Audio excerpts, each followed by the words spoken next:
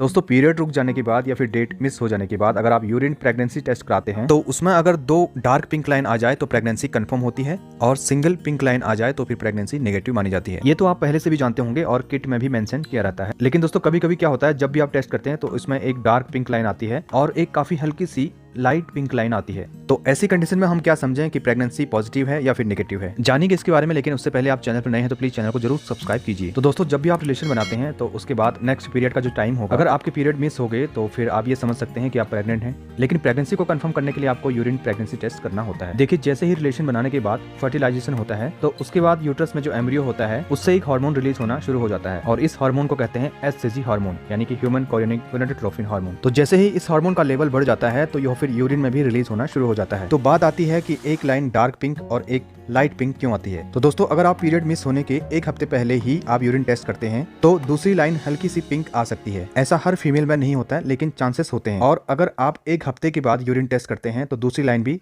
Dark pink आ जाएगी। तो अब बात आती है कि एग्जैक्टली हमें यूपीटी टेस्ट यानी यूरिन प्रेगनेंसी टेस्ट कब करना चाहिए। फ्रेंड जो सबसे बेस्ट होता है वो आपको पीरियड मिस होने के 10वें दिन ही यूपीटी टेस्ट करना चाहिए। इससे आपको कोई भी कंफ्यूजन नहीं होगा। और अगर आपके यूपीटी टेस्ट में दूसरी हल्की पिंक लाइन आ रही है तो इसका मतलब आप समझें कि आप प्रेग्नेंट ही हैं। लेकिन आपके यूरिन में HCG हार्मोन का लेवल इतना ज्यादा नहीं है कि वह दूसरी लाइन एकदम डार्क पिंक आ जाए। और कंफर्म करने के लिए आपको फिर से 4-5 दिन बाद यूपीटी टेस्ट करना चाहिए। यूपीटी टेस्ट मॉर्निंग के पहले यूरिन से किया जाता है। अगर आपने रात भर से यूरिन पास नहीं किया है तो मॉर्निंग में पहले यूरिन से ही टेस्ट करना चाहिए। इससे टेस्ट एक्यूरेट आता है। तो दोस्तों वीडियो अच्छी लगी तो लाइक कीजिए, शेयर कीजिए और साथ ही चैनल को भी सब्सक्राइब कीजिए।